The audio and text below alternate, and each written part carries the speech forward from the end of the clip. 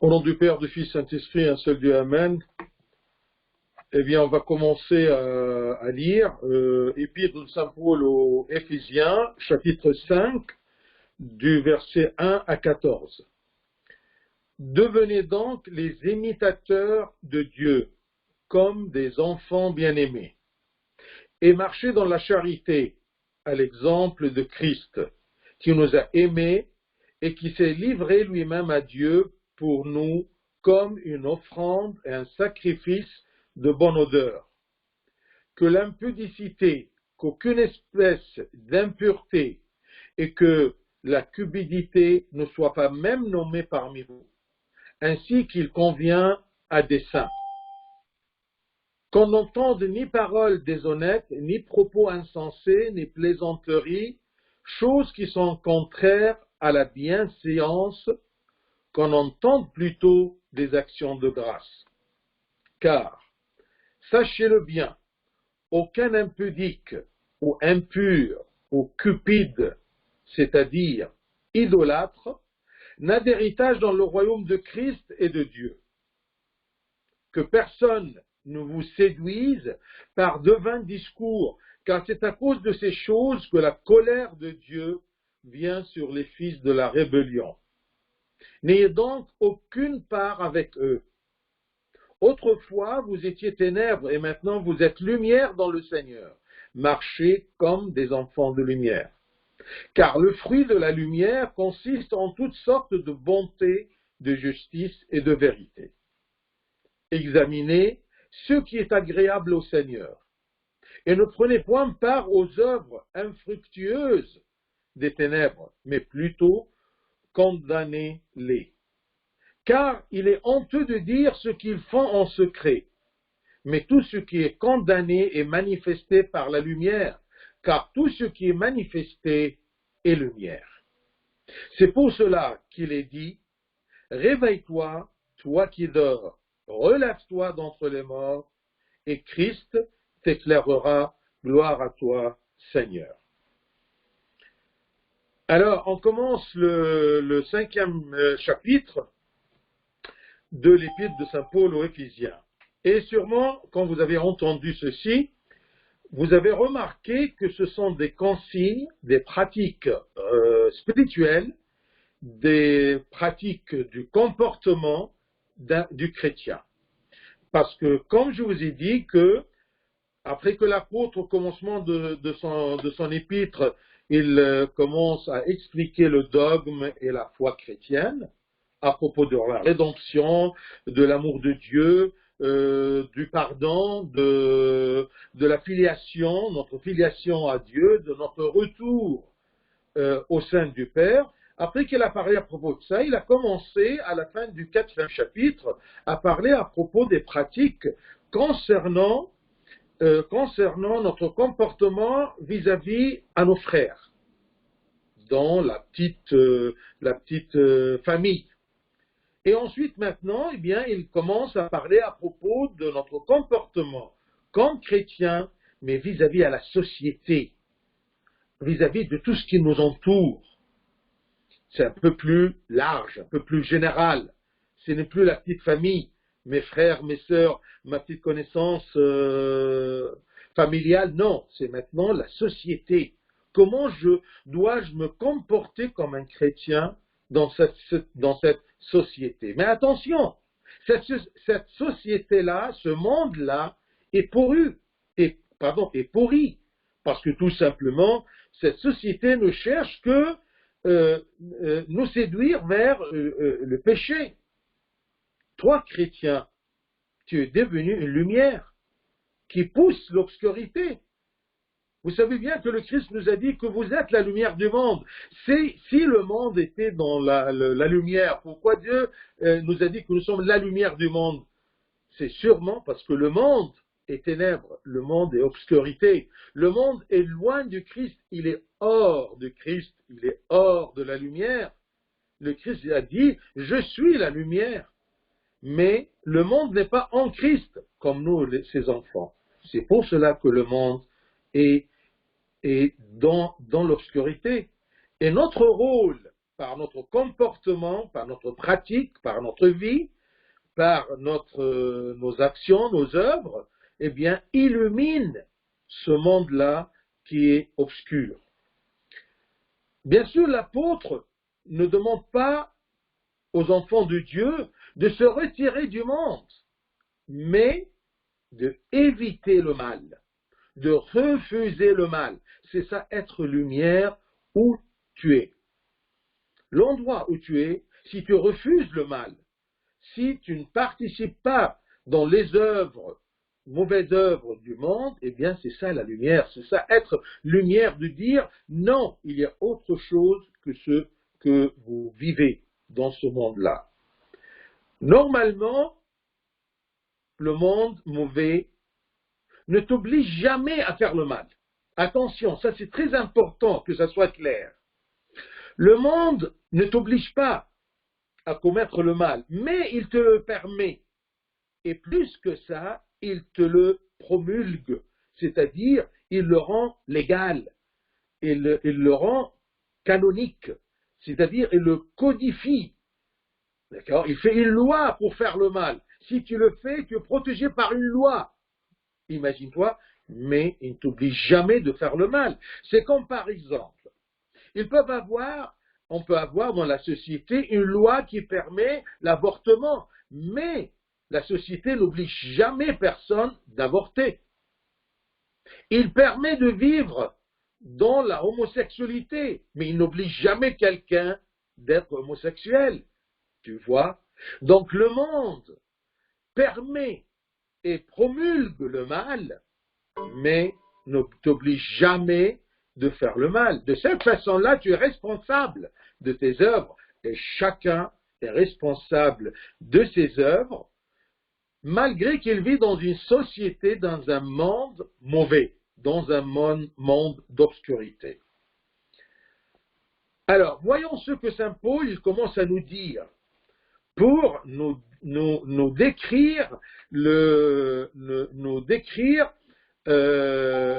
comportement d'un chrétien dans ce monde mauvais. Devenez donc les imitateurs de Dieu comme des enfants bien-aimés. Voyez le privilège des enfants de Dieu qu'ils peuvent imiter Dieu. Et c'est Dieu qui nous dit ceci: imitez-moi, que je sois votre idéal, votre exemple. Et imitez-moi. Mais je vais imiter Dieu en quoi?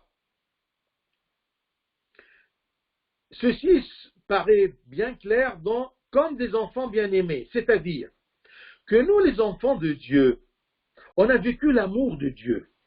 On a vécu dans la foi que saint Paul a expliqué, on a vécu l'amour de Dieu, comment il nous a aimés, comment il s'est sacrifié pour nous, comment il nous a rédemptés, comment il nous a pardonnés, comment il nous a aimés. Alors, puisqu'on a goûté, on a vécu l'amour de Dieu comme des enfants bien-aimés, on va l'imiter dans son amour. Dieu est amour. Et moi, j'ai goûté cet amour-là. Eh bien, je vais imiter mon Dieu et mon Sauveur dans son amour. Car nous sommes ses enfants que nous l'aimons. Et Dieu est amour, je ne peux pas aimer. Je ne peux pas aimer Dieu, je ne peux pas aimer les autres que si Dieu est en moi. Que si je suis en Dieu, parce que Dieu est amour, alors je suis en amour. Et l'amour est en moi. Par cet amour-là, je peux aimer. Un homme loin de Dieu, un homme hors de Dieu, hors de Christ, ne peut pas aimer. Parce qu'il n'a pas les moyens. Moi, j'ai le moyen d'aimer parce que j'ai vécu l'amour de Dieu, et Dieu qui est amour, eh bien, il demeure en moi. Donc, première chose, qu'on soit imitateur de Dieu dans son amour. Si nous voulons l'imiter, et puisqu'il est amour, donc nous imitons son amour et son pardon. Verset 2. On va l'imiter, on va aimer, l'aimer et aimer les autres. Et marcher dans la charité. La charité, c'est le mahabba, l'amour. Mais en français, on ne dit pas l'amour, mais il y a deux synonymes, l'amour, la charité. En arabe, on dit le mahabba, mais le mahabba, c'est-à-dire la charité. Et marcher dans la charité, à l'exemple de Christ. Vous voyez, ça maintenant, c'est bien expliqué. Que je vais l'imiter en quoi? Dans la charité. Et il m'a montré le bon exemple de charité, comment aimer. À l'exemple de Christ qui nous a aimés. Nous avons un bon exemple devant nous. Nous, les chrétiens, nous, les enfants de Dieu. Donc, ceux qui sont hors de Christ, ils n'ont pas connu l'amour de Christ, ils n'ont pas connu le vrai amour. C'est pour cela qu'ils peuvent dire, oui, on aime, mais ce n'est pas un vrai amour. À l'exemple de Christ, qui nous a aimés, pas par parole, mais il nous a aimés, et qui s'est livré lui-même à Dieu pour nous comme une offrande et un sacrifice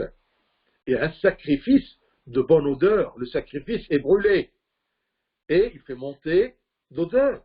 Alors, chaque sacrifice d'amour, de charité que je présente, est-ce qu'il est accepté devant Dieu? Est-ce qu'il est vrai? Est-ce que c'est une preuve de mon amour? Parce que c'est facile de dire j'aime. Mais l'amour, c'est-à-dire un sacrifice. Et un bon sacrifice. Vous vous rappelez bien sûr les enfants d'Adam, Caïn et Abel. Vous voyez, vous vous rappelez que les deux ont présenté des sacrifices, mais le sacrifice d'un était accepté de Dieu et l'autre et de l'autre était refusé. Celui de Caïn était refusé. Il n'était pas de bonne odeur. Alors, l'amour justifié par un sacrifice et une offrande que tu présentes, est-ce qu'il est de bonne odeur ou non? On a le bon exemple dans notre vie, on le connaît, l'exemple du Christ qui nous a aimés et qui s'est livré lui-même à Dieu à travers la croix, à travers la souffrance, pour prendre notre place, et de cette façon il a présenté une offrande, une bonne offrande, un bon sacrifice. Ce qui rend l'offrande et le sacrifice de bonne odeur, c'est le présenter avec joie et avec satisfaction. Si tu présentes un sacrifice ou une offrande, mais obligé, avec de la peine, d'une façon très radine, eh bien, ça ne sera jamais un bon sacrifice. Tu dois présenter le sacrifice par amour, par satisfaction. Et quand on présente quelque chose, quand un mari présente quelque chose de sacrifice pour sa femme et pour ses enfants, eh bien, il doit le faire avec joie. Non pas que, oh, je suis obligé de le faire. Non. Voilà. C'est l'absence de l'amour là-dedans. Il ne peut pas être un sacrifice de bonne odeur. Celui qui cherche à pardonner à celui qui l'a offensé, présente un sacrifice de bonne odeur à Dieu.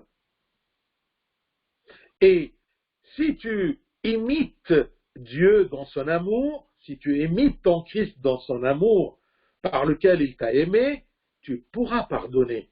Si au commencement c'est difficile, c'est parce que l'amour de Dieu n'est pas clair dans ton cœur. Tu n'es pas imbibé de l'amour de Dieu. Tu n'es pas tout à fait en Christ. Tu n'es pas tout à fait en Dieu qui est amour. Ensuite, verset 3. Il va commencer à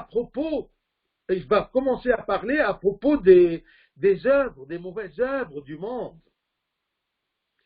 Que l'impudicité, qu'aucune espèce d'impureté et que la cupidité ne soit pas même nommée parmi vous, ne soit pas parmi vous, ne soit pas un de vos attributs, même ne soit pas même nommé parmi vous. On ne la voit jamais même des petits signes de cette impudicité, n'importe quelle espèce d'impureté, ni de la cupidité. L'impudicité, que ce soit un peu on cherche un peu dans le vocabulaire pour le comprendre, c'est le manque de pudeur, c'est tout ce qui est décent. Par exemple, une robe, elle peut être impudique. Une danse, elle peut être aussi impudique. On peut danser dans la joie et dans la pureté. Même l'impudicité peut être dans la façon de s'habiller, que ça soit pour des hommes ou pour des femmes. L'impudicité et tous les actes sexuels loin de bonnes mœurs. Tout ce qui est comportement inhabituel, d'accord, anormal, c'est une impudicité. Toute relation sexuelle hors du sacrement du mariage, c'est l'impudicité, c'est l'impureté. C'est comme ça qu'on a appris du Christ. Le monde, il peut dire autre chose. Tant pis pour lui. Il est dans l'obscurité. Nous, les enfants de lumière. Quand on trouve des relations hors du mariage dans la société et permises par la société, moi je dis je refuse. Je suis la lumière. Je suis là pour vous dire attention, ça c'est faux. Ça, c'est l'obscurité. Moi, je suis lumière, vivant dans la lumière, dans les préceptes, dans les commandements de Dieu. Et il y a toujours un lien, quand on cite l'impudicité ou l'impureté, on cite toujours la cupidité. Pourquoi? Parce que l'impureté me rend cupide, je veux plus. Je veux plus. L'impureté, eh bien, c'est comme boire. Dans l'impureté et l'impudicité, il y a toujours un plaisir. Alors, je veux beaucoup plus de ce plaisir-là. Mais c'est comme boire de l'eau de mer, de l'eau salée. Plus tu bois de l'eau salée, plus tu as soif. Comme l'impudicité et l'impureté. Ça ne donne jamais de satisfaction. Ça donne beaucoup plus de cupidité. Je veux plus et je veux plus. Comment peut-on être consacré à Dieu, comme enfant de Dieu, comme sauvé de Dieu par son amour et par sa mort et par son sacrifice sur la croix? Comment peut-on être consacré à Dieu et en même temps se comporter ainsi dans l'impudicité et dans tous les genres et les espèces d'impureté? On ne peut pas. Parce que moi, je suis consacré à Dieu, c'est-à-dire que Dieu m'appartient. J'appartiens à Dieu. Dieu me possède. Parce qu'il m'a racheté. Il m'a racheté avec un prix très, très, très grand. Le prix de son sang qu'il a fait écouler sur la croix. Ne soient pas, toutes ces choses-là, ne soient pas même nommées par vous, ainsi qu'il convient à des saints. Nous sommes des saints, nous sommes consacrés à Dieu. On appartient à Dieu. Dieu nous possède. Puisqu'il nous possède, ça ne convient pas de vivre dans ces mauvaises œuvres permises par le monde qui est dans le mal. Verset 4. Qu'on n'entende ni paroles déshonnêtes, ni propos insensés, ni plaisanteries, choses qui sont contraires à la bienséance, qu'on entende plutôt des actions de grâce. Les Éphésiens étaient toujours reconnus par leur plaisanterie indécente, honteuse. C'était une façon de se dépouler et de se libérer du stress, comme parfois on le fait. Quand on est stressé, on aime bien rester avec quelques-uns qui ont le talent, disons, de plaisanter et de rigoler, mais d'une façon décente, d'une façon honteuse qu'on ne peut pas présenter à Dieu. Il y a une façon de rigoler et de plaisanter qui peut plaire à Dieu. Je vous donne un exemple. Regardez par exemple quand le pape Shenouda, durant ses sermons, il plaisante. Donc, le péché, ce n'est pas de plaisanter et de rire et de rigoler. Mais qu'est-ce qu'on dit comme rigolade et comme plaisanterie? Est-ce que quelque chose qui me rend honteux devant Dieu? Est-ce que je peux ramener Dieu dans cette rencontre-là et qu'il écoute cette plaisanterie? Attention, notre bouche est trop proche de l'oreille de Dieu. Nous sommes ses enfants. Il nous écoute toujours parce qu'on crie vers lui. Donc, ses oreilles sont très proches de nous. Comment voulez-vous que nos lèvres prononcent des choses qui heurtent l'ouïe de Dieu dont l'oreille est proche de nos lèvres? Regardez premier verset dans le premier psaume que l'Église a choisi, compris dans la première heure. Qu'est-ce qu'il dit? Heureux l'homme, bienheureux l'homme, c'est bien pour l'homme, qui ne marche pas selon le conseil des méchants, qui ne s'arrête pas sur la voie des pécheurs et qui ne s'assit pas en compagnie des moqueurs. Regardez les étapes de aller dans le débauche. Ça commence d'abord de marcher selon le conseil des méchants. Pourquoi tu es stressé? Viens, on va se défouler. Un conseil, tu marches avec le conseil. Ensuite, tu t'arrêtes. Et qui ne s'arrêtent pas sur la voie des pécheurs. Ils ont leur voie. Et nous, les chrétiens, nous avons le nôtre. Le chemin de Dieu, la voie de Dieu. La voie serrée de Dieu. La porte étroite de Dieu. C'est les nôtres. C'est par là qu'on traverse, c'est par là qu'on marche dans la lumière, malgré que la porte est étroite et la voie est serrée, mais elle est éclairée par la lumière du Christ. Bienheureux l'homme qui ne marche pas selon le conseil des méchants. Ça commence d'abord par un conseil. Et qui ne s'arrête pas sur la voie des pécheurs. Il nous ralentit pour rester dans leur voie. Après qu'il s'arrête, il s'assit, il demeure, et qui ne s'assit pas en compagnie de mon cœur. Dans cette compagnie-là, tu ne peux pas inviter le Christ, tu auras honte, donc ce n'est pas ta place. Quand il y a une compagnie de moqueurs, eh bien, fuis cette compagnie-là, fuis cette fréquentation-là. Si tu es triste, tu as besoin d'un peu de relaxation, eh bien, va dans la voie du Christ. Tu peux plaisanter. L'apôtre n'est pas contre la bonne plaisanterie, la plaisanterie innocente, la plaisanterie qui peut arriver aux oreilles de Dieu sans avoir honte. On doit se relaxer, on doit se distraire, mais d'une façon lumineuse, d'une façon qui convient à la lumière du Christ. C'est ça la différence entre les enfants du monde et les enfants de Dieu, qui sont dans la lumière et qui se comportent comme enfants de lumière. Verset 5. Il a dit comment se comporter ensuite, il nous met en garde. Et que ce soit bien ce verset-là clair dans notre tête.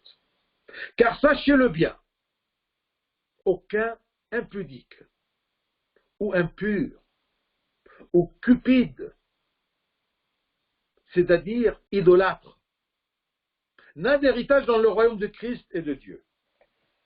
Première chose, il n'aura pas d'héritage, il n'aura pas part dans le royaume des cieux. Et on a compris pourquoi tout ce qui est impudique, tout ce qui est impur est lié toujours à la cupidité. Je veux plus, je veux plus. Et ici, il cite encore quelque chose, idolâtre. C'est-à-dire idolâtre. Quand je suis impudique, quand je suis impur, quand je suis cupide, Je suis idolâtre parce que je rends l'impureté et la cupidité et l'argent et le plaisir, je les rends comme un idole pour moi. Ça me fait tomber dans l'idolâtrie, parce que toutes ces choses-là, ils ne sont pas satisfaits tout simplement qu'ils passent un petit passage dans ma vie, non. Ils veulent bien qu'ils s'imposent comme idoles. Il y a parfois quelqu'un, sans le sentir, il commence cupide de tout ce qui est charnel, tout ce qui est plaisir de la chair, de tout ce qui est possession. Ça commence à être un idole pour moi. C'est ça l'idolâtrie qui est engendrée de l'impureté et de l'impureté, l'impudique et de la cupidité. Méfions-nous. Sachez-le bien que tout ça me prive de mon héritage dans le royaume de Christ et de Dieu. Là, je m'arrête sur un vocabulaire que vous trouvez toujours dans le vocabulaire biblique. Ici, regardez, dans le royaume de Christ et de Dieu, est-ce qu'il y a deux royaumes? Si vous prenez la superficie de ce vocabulaire-là, de ce style-là, vous allez sentir qu'il y a deux royaumes. Le royaume de Christ et de Dieu. Ou tu peux dire que c'est le royaume du Christ et de Dieu. Deux rois différents qui ont un seul royaume. Ça ne marche pas. Alors, quel est le sens de le royaume de Christ et de Dieu? Ça veut dire le royaume de Christ. Qui est Dieu? Le Christ est Dieu. Comment ça? Je te donne un exemple. C'est comme par exemple moi. Je suis un Baloua, je suis évêque et je suis moine. Tu peux dire, je veux aller pour rendre visite à l'évêque et au moine. Est-ce que moi je suis évêque, il y a un autre qui est moine, ou moi-même je suis évêque et moine? Et la visite sera rendue à l'évêque et aux moines qui sont un. C'est clair? Donc, l'héritage, parce qu'il y a des gens qui tombent sur la lettre. Ah, le royaume de Christ et de Dieu, donc le Christ n'est pas Dieu. Non, parce que Dieu ici est lié au Christ, non pas au royaume. Parce que le Christ est Dieu. Dans le royaume de Christ Dieu, ou Dieu le Fils, pas le Christ et de Dieu. Fais attention à ça. Vous voyez? J'espère que c'est clair. Si ce n'est pas clair, posez vos questions à la fin de la session. Donc ici, méfiez-vous, sachez-le bien que j'ai un héritage. Et par ma façon de me comporter, eh bien, je garde mon héritage ou je le perds. Ça dépend de moi. Ça ne dépend pas du monde, ni du mal qui est dans le monde, mais ça dépend de ma volonté. C'est une volonté selon la volonté de Dieu ou non? Est-ce que ma volonté convient bien à un enfant de Dieu ou une volonté d'enfant du monde? Verset 6. Que personne ne vous séduise par de vains discours. Ça, c'est le conseil des méchants. Satan, il utilise des gens qui savent bien séduire, qui savent bien parler, même qui savent bien convaincre les enfants de Dieu, mais d'une façon autre que celle de Dieu. Que personne ne vous séduise par de vains discours. Vains discours qui mènent à des choses vaines, autres que le royaume du Christ Dieu. Que personne ne vous séduise par de vains discours, car c'est à cause de ces choses que la colère de Dieu vient sur les fils de la rébellion. Regardez les enfants du monde, comment sont appelés aux yeux de Dieu les fils de la rébellion? Ils sont rebelles contre la volonté de Dieu, contre la voie serrée de Dieu, contre la porte étroite de Dieu. Que personne ne vous séduise. Rappelez-vous du verset Psaume 1, verset 1. D'accord? Le conseil des méchants. Et les méchants, Satan n'utilise pas n'importe quel méchant, mais il utilise un méchant séduisant. Un méchant qui a le talent de faire des bons discours.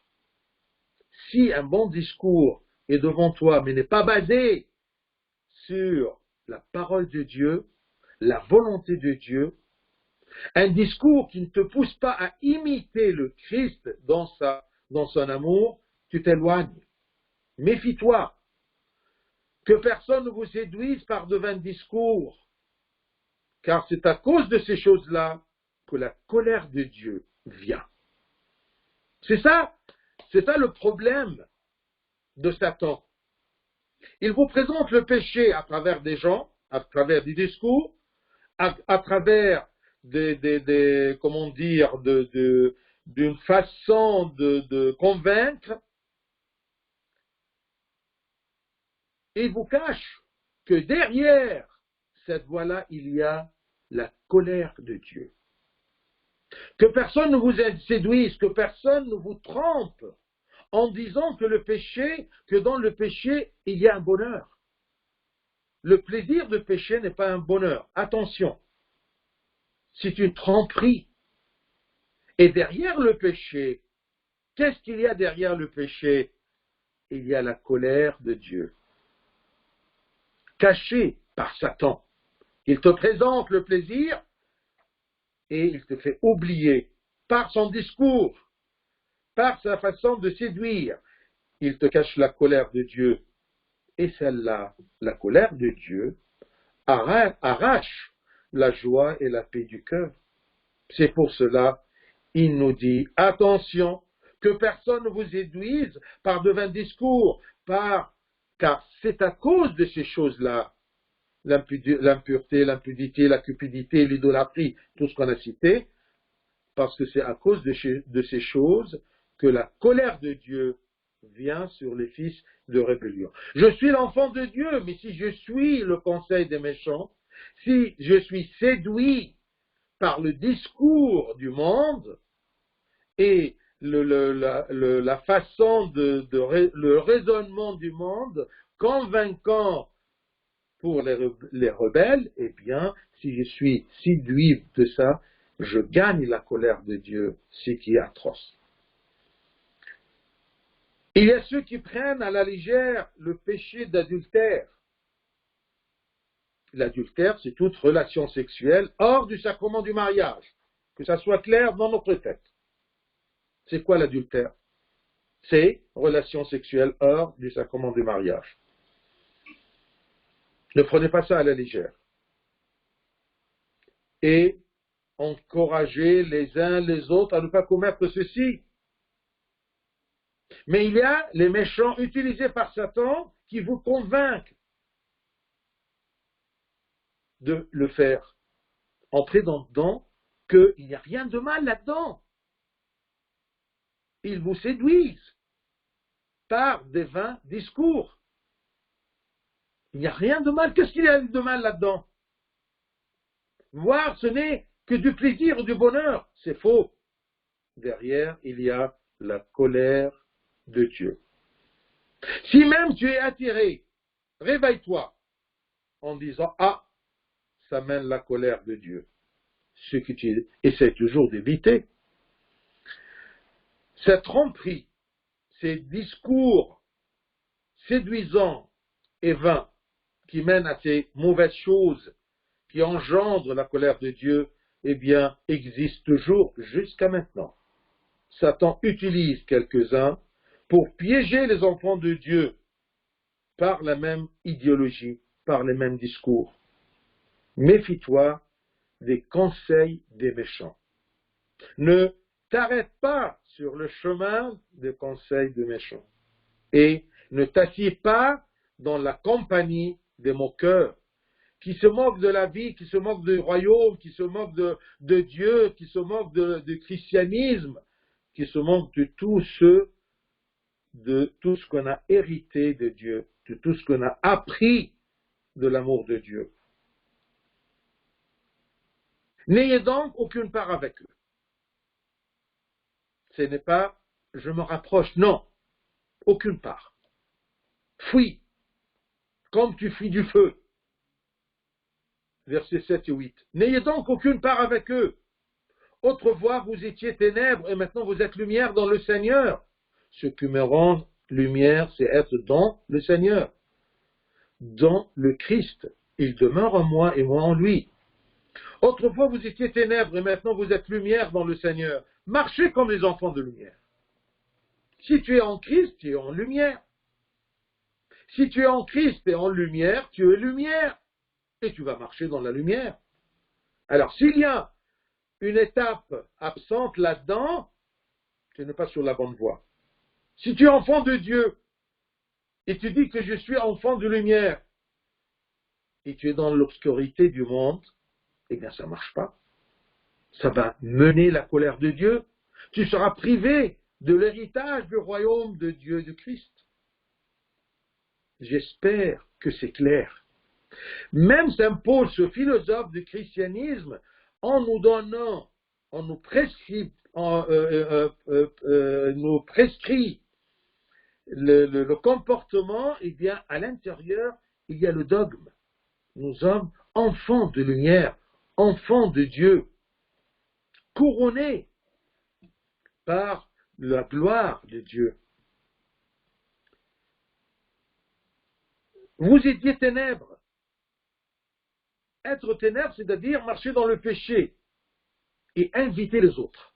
Attention, parce que celui qui est dans les ténèbres, il n'est jamais satisfait d'être seul. Il veut convaincre les autres par des discours vains pour tout simplement, il ne peut pas être seul. L'homme est une créature sociable. Eh bien, il veut toujours qu'il soit entouré par les autres. S'il est dans les ténèbres, il invite les autres pour être dans les ténèbres. C'est ça le danger d'être en communion avec les méchants ou les mauvaises fréquentations. Vous étiez ténèbres, c'est-à-dire vous marchez dans le péché et vous invitez les autres en transformant la lumière qui est en eux en ténèbres. Ça, c'est les enfants de ténèbres. Vous étiez ténèbres, mais maintenant, vous êtes lumière. Qu'est-ce qu'il me rend lumière? C'est être en lumière, c'est être en Christ, d'être enfant de Dieu, d'être quelqu'un qui profite de tout ce que Dieu nous a donné comme grâce, comme salut, comme communion, comme sacrement, comme des bonnes œuvres, ce qu'il a dit dans le 3e chapitre, d'accord, qu'il y a des œuvres qu'on doit pratiquer, nous, les enfants de Dieu. Vous êtes lumière. La lumière que nous avons n'est pas la lumière, ou plutôt n'est que la lumière de Christ qui est en nous. Nous reflétons la lumière. Vous savez comme quoi, c'est comme la lune. La lune, quand vous regardez la lune, elle est éclairée. D'accord? Mais on a su maintenant que la lune est sombre. Mais la lumière qu'on voit, c'est la réflexion de la lumière du soleil. Exactement, c'est le nôtre. Cette lumière-là ne vient pas de nous-mêmes. Nous reflétons la lumière de Christ. Nous sommes proches de Christ.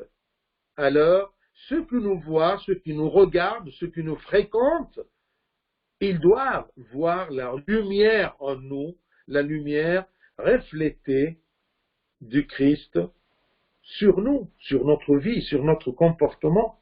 Qu'ils voient nos œuvres, nos bonnes œuvres, ils glorifient notre Père qui est aux cieux. Nous sommes nés de Dieu, une nouvelle naissance. Et puisque Dieu est lumière, nous sommes nés de lumière. Nous sommes enfants de lumière. Ça, c'est le christianisme, ça c'est un dogme, ça c'est notre foi, que par notre nouvelle naissance du baptême, nouvelle naissance de Dieu, eh bien, nous sommes devenus enfants de Dieu qui est lumière, enfants de lumière. Et on doit se comporter dans la lumière. Qu'est-ce que c'est la lumière que la parole de Dieu et ses commandements? Celui qui marche comme enfant de Dieu observe le commandement de Dieu et ne fuit pas l'Éternel, comme l'a fait Adam.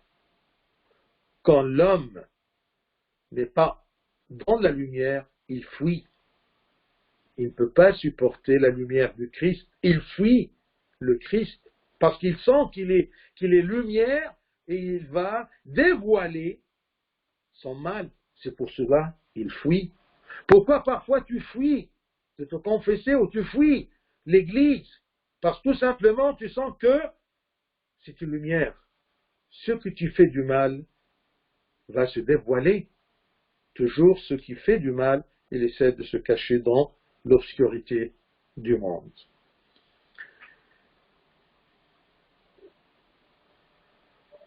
Je termine par 9. Car le fruit de la lumière consiste en toutes sortes de bonté, de justice, de vérité. Celui qui se comporte comme enfant de Dieu, la lumière se lève dans son cœur. La lumière, c'est quoi? C'est l'Esprit de Dieu qui illumine en lui. Alors l'Esprit Saint lui montre ce qui est juste pour qu'il le suive. C'est ça, cette lumière-là. Quand je suis sur une route obscure, j'ai besoin, dans ma voiture, d'avoir des phares. Eh bien, ces phares-là qui est en moi, ou plutôt je suis en elle dans la voiture, eh bien, c'est l'Esprit Saint qui me montre le chemin, qui illumine le chemin pour que je suis ce qui est juste. Je ne me perds pas. Je ne m'égare pas du bon chemin. Même si c'est un chemin très étroit, mais au moins c'est illuminé par l'Esprit Saint qui est en moi. Il me guide. Dieu ne laisse pas ses enfants. J'ai besoin d'un guide qui me conduit dans ce monde de ténèbres. Qui peut me conduire que l'Esprit de Dieu? Et c'est un privilège pour le chrétien. C'était une promesse de Dieu que de nous envoyer l'Esprit Saint qui demeure en nous pour nous illuminer, pour nous aider à suivre le chemin de Dieu dans la lumière de Dieu. Ainsi, l'Esprit donne l'illumination pour distinguer entre le juste et le faux. Parce que parfois, c'est camouflé, c'est caché. Et on peut se tromper. Dieu, il le sait. C'est pour cela qu'il nous a donné sa lumière, l'Esprit Saint. Et voyez l'Esprit, le fruit de l'Esprit, comme c'est écrit selon Galates, chapitre 5, Galates 5, il y a le fruit de l'Esprit Saint. Mais le fruit de l'Esprit, c'est l'amour, c'est la joie, c'est la paix, la patience, la bonté, la bénignité, la fidélité, la douceur, la tempérance. Pareil sur celui qui marche dans la justice. Dieu est justice. Je vous rappelle, pour terminer, Matthieu 7, quand il nous dit que celui, l'enfant de Dieu, il doit avoir des fruits qui conviennent à Dieu, des fruits de lumière. Vous vous rappelez quand on a dit des choses vaines, qui est infructable, il ne donne pas de fruits. Et l'Esprit Saint en nous donne à distinguer entre le bon arbre et le mauvais arbre, la bonne personne et le méchant. Matthieu 7, 16 à 20. Je termine par ça. Vous le reconnaîtrez à leurs fruits. Cueille-t-on des raisins sur des épines ou des figues sur des chardons? Si tu as une connaissance, tu connais quelqu'un, et ce quelqu'un-là, ses fruits ne conviennent pas à la lumière de Dieu, évite-le. Ne reste pas avec lui, parce que c'est une mauvaise fréquentation. Il peut te séduire, il a de beaux discours, mais puisqu'il m'égare du chemin de Dieu, laisse-le. S'il veut te suivre, tant mieux. Sinon, eh bien, fuis le mal. Fuis le conseil du méchant. Tu ne peux pas dire, puisque l'Esprit de Dieu est en toi et tu es illuminé par le Christ, tu ne peux pas dire, je ne peux pas différencier entre la bonne personne et la mauvaise personne. Non, par leurs fruits. Tout bon arbre porte de bons fruits. Mais le mauvais arbre porte de mauvais fruits. 1 plus 1 égale 2. Ne cherche pas l'arbre, ne te concentre pas sur l'arbre, sur la personne, non, sur le fruit de cette personne. Qu'est-ce qu'elle te présente? Qu'est-ce qu'elle veut de toi? Qu'est-ce qu'elle te demande? Elle te pousse vers quoi? C'est ça le fruit. Tout arbre qui ne porte pas de bons fruits est coupé et jeté au feu. C'est donc à leurs fruits que vous les reconnaîtrez. Ça s'implique sur nous-mêmes. Et Dieu va nous juger comment? En voyant nos fruits. Je peux dire, mais mon Dieu, je suis ton fils. Il va me dire, où sont tes fruits? Est-ce que ce sont des fruits de lumière? Est-ce que tes fruits sont une imitation du Christ? Rappelez-vous du premier verset. Devenez donc les imitateurs de Dieu comme des enfants bien-aimés. Que Dieu nous donne d'être enfants de lumière, d'être enracinés dans la lumière, forts contre tout le mal du monde, par l'illumination et la force de son Esprit Saint. Gloire à lui éternellement. Amen.